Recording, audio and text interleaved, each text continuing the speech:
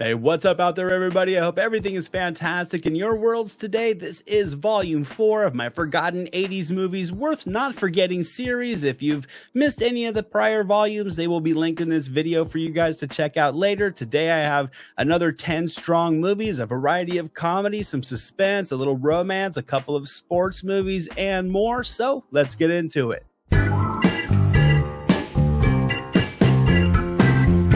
I'm kicking this volume off with some comedy as we step back to 1983 to talk about a forgotten little gem about a ragtag group of streetwise taxi drivers in Washington, D.C. working for a rundown cab company in Joel Schumacher's D.C. Cab, starring Max Gale, Mr. T, Gary Busey, Marsha Warfield, Charlie Bennett, Adam Baldwin, and the great Paul Rodriguez. Now, some movies you certainly want to be in the mood for, and I would say that DC Cab is hands down one of those movies, but if you are in the mood, it is a likable blend of comedic chaos and hijinks. I think the lighthearted silliness and the ragtag cast of characters make it a good time if you want it to. They really don't make movies like this anymore, and some would argue that is a good thing, but there is a feel-good nature that I think just works extremely well in the favor of this film's overall entertainment value. Sure, the performances are far from perfect, but the chemistry between this eccentric cast does feel surprisingly natural. It's all mindless and at times crude and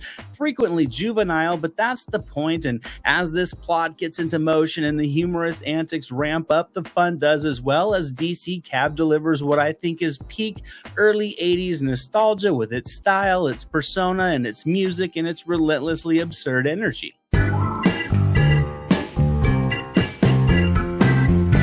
We're stepping into the world of mystery, romance, and suspense for my next pick about a young executive who begins a torrid affair with his boss's wife and lies for her when she witnesses a crime, and surprisingly enough, his life begins to fall apart after that in 1987's The Bedroom Window, starring Steve Guttenberg, Elizabeth McGovern, and Isabelle Huppert, from director Curtis Hanson. The Bedroom Window is a film that I think certainly has been forgotten over time. It's far from a flashy movie, and yes, it is lacking some A-list star power that these films in the genre often relied on. However, Steve Guttenberg is still a legend, and he delivers a fantastic, multi-layered performance as this normal guy that gets caught up in lust and just begins making increasingly dangerous decisions. This little triangle of love and deception weaves a surprisingly compelling mystery that I think does evolve smoothly along the tight pace, and in addition to Guttenberg, both Isabelle Huppert and Elizabeth McGovern, I think, deliver strong performances to really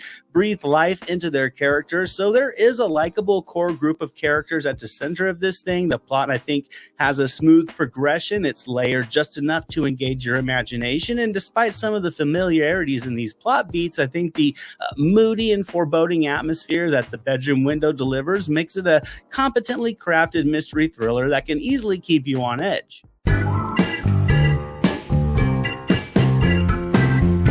This next little gem is set in paradise, and it follows a young surfer with dreams of going pro who ventures out to Hawaii to surf the big waves, and while out there he falls in love and finds a challenge like no other in 1987's North Shore, directed by William Phelps, starring Matt Adler, Gregory Harrison, Nia Peoples, and John Philbin. Now, those of you familiar with my channel will know this movie isn't really that forgotten. I recently did a retrospective video on North Shore, and I always try to find a way to work it into a list somewhere when I can. Now, this is far from a perfect movie. It's a riff on The Karate Kid with surfing swapped in, but it's still a charming little small budget movie that delivers big budget surfing action throughout its runtime. The story is a familiar journey, but it's still a great time, and with the tropical locations and just enough subplots and likable characters and young love paired with competition at the core, there is plenty of quality elements that make this an easily engaging film. The performances, they're not perfect, but Adler and Harrison sell the mentor-student angle, Adler and Peoples sell the young romance, and Adler and Philbin sell the new friendships needed to, I think, just make this film work. When whether out on the waves or working through its recycled story layers, this movie is the definition of underrated.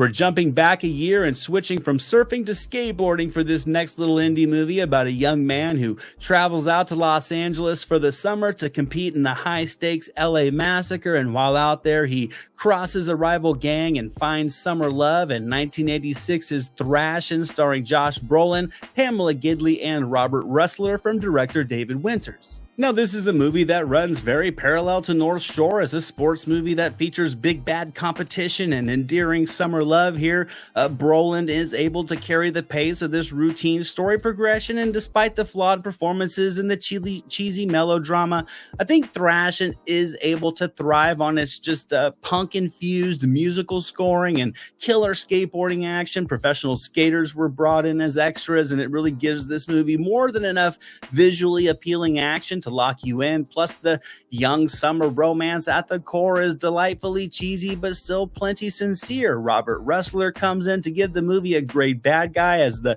leader of the Daggers, and with everything going on in this film, the pace is super swift. The skating action ramps up with intensity from the bowl sequence early on to the night chime chase through LA to the ramp locals ripping down Hollywood Boulevard. The action really is front loaded in this movie with plenty of intensity that really all culminates perfectly in the LA Massacre that to this day is still, in my opinion, one of the best closings in 80s and 90s sports movies.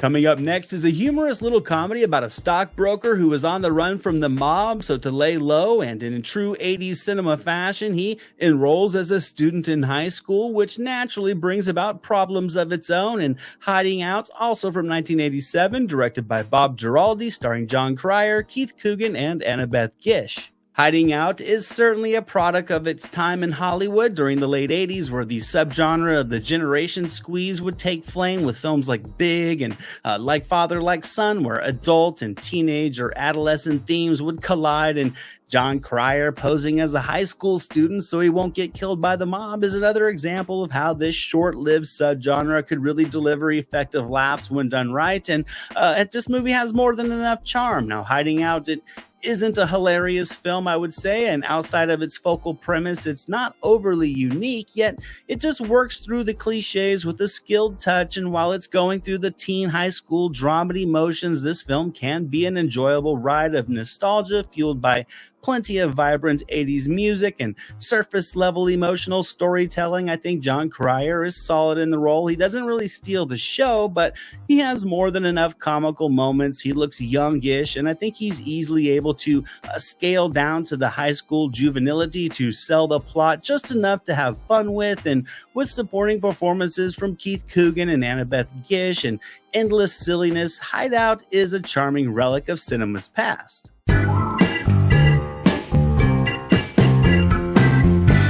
Fatal Attraction is known for kicking off the genre of the erotic thriller, but a year prior, Mickey Rourke and Kim Basinger gave it their best shot in a flawed but entertaining film about an art gallery worker who ignites an intense affair with a mysterious and sexy Wall Street broker in Adrian Lynn's 9.5 Weeks from 1986, also starring Margaret Whitten, David Margulies, and Christine Baranski. For the most part, what 9.5 Weeks delivers is standard erotic thriller fare. It's a stylish film, from the settings to the production design to the atmosphere and Lynn's direction. There's an erotic ambiance to this film that fits the mood of this charged meeting of two humans who just proceed to have varying levels of fetish-fueled sex with a strong undercurrent of domination and infatuated lust. Kim Basinger and Mickey Rourke are more than convincing in these roles. Their chemistry is certainly undeniable, and they really do sell the buffet of sexual exploits with ease, and which is exactly what you want in a film of this genre. 9.5 Weeks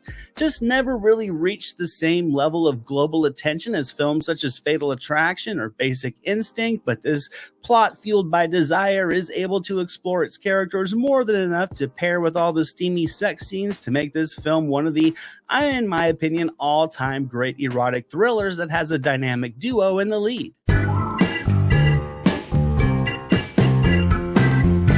Now, this next movie would seem like a relic of cinema's past, but they actually still use this comedic formula in some films today. This one centers on a fledgling stockbroker who buddies up with a talking horse who becomes his financial advisor, leading him to instant success in the often forgotten Hot to Trot from 1988, starring Bobcat Goldthwait, Dabney Coleman, Virginia Madsen, and John Candy as the voice of Don the Talking Horse. Now, much of what I said about DC Cab could also be applied to Hot to Trot. This is a ridiculously juvenile comedy with splashes of wittiness to it. That's also a film you really do want to be in the mood for, and Bobcat Goldthwait needs to be your cup of tea. If so, then this is a fast-paced little comedy that can certainly entertain as Goldthwait delivers easily his most well-rounded performance. It's mindless without question, with waves of dumb jokes and frequent horse-related sight gags, but the procedural progression keeps things moving so nothing really wears out its welcome, and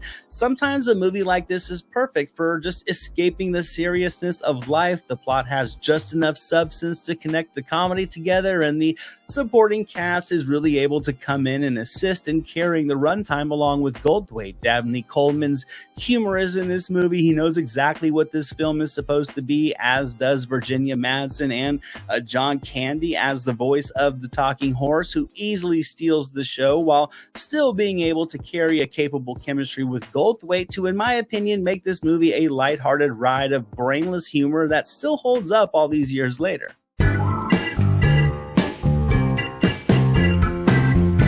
Now, for this next movie, we're stepping back into a little bit of the erotic thriller and adding a serial killer on the loose who is being hunted by a mob-connected nightclub promoter and a relentless detective in Abel Ferrara's neo-noir thriller Fear City from 1984, starring Tom Berenger, Billy D. Williams, Melanie Griffith, Ray Don Chong, Maria Conchita Alonso, and Jack Scalia. Now, what I love most about Fear City is its seedy and ominous atmosphere and just the sleek direction from Abel Ferrara. This is a very foreboding film that weaves a competently compelling narrative as two men with different lives track this sadistic serial killer. Now, this movie is not going to be for all tastes. It's very gratuitous, both with its violence and with its nudity, but it all does fit effectively into the seedy tone of this source material to elevate the story. The cast overall is pretty good as well. Tom Berenger is great as this mob-connected nightclub promoter trying to catch a guy who's killing strippers, and Billy D. Williams kicks ass as well. His character, this gruff detective on the case that's just relentlessly working it, is one that we have seen before, but with Williams, there's just a style and a smoothness to his performance that makes the character his own, and you can easily invest in their mission to catch this killer. And Fear City is a film that can just lure you in and have you on edge before you know it.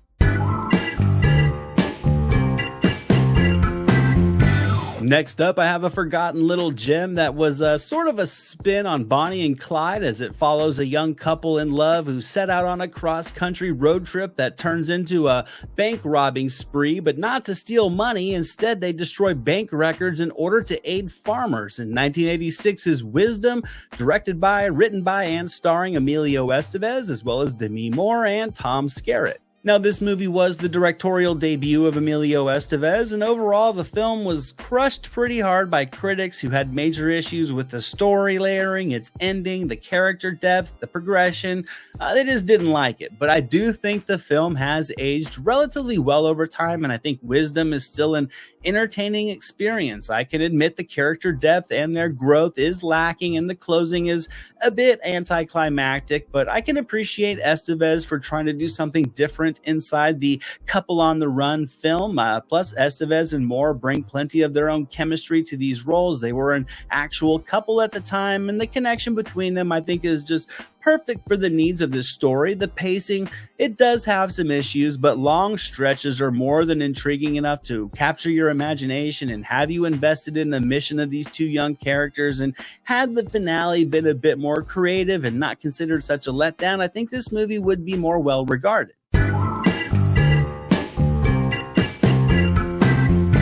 This next movie is another forgotten comedy that went relatively dismissed after its release. It follows a normally unlucky gambler that suddenly experiences a day of massive luck as he wins every bet he places at the horse track. In 1989's Let It Ride from director Joe Pytka, starring Richard Dreyfuss, Jennifer Tilly, Terry Garr, and David Johansen. This is another one of those adult comedies that may not be to everyone's taste. It's not an overly clever or witty film in terms of laughs, but there is a capable sense of humor in the writing, and I think the charismatic, high-energy performance from Dreyfuss does carry the runtime. If you like gruff, rough personalities and blunt humor, I think Dreyfuss is humorous as this cab driver that suddenly hits his lucky streak and decides to let it ride, and the will he, won't he dynamic to him making it out of the film with any money left, I think does have spots of fun. I think Dreyfuss, I'll admit, he's not overly likable in this movie, but he's not a complete schmuck either. He's his own worst enemy, and this day at the races in this movie is a comedy of errors with a revolving door of charmingly eccentric side characters. Let It Ride isn't a blow you away comedy, but it's silly and lighthearted enough in all the right ways to have a great time with it if you're in the mood.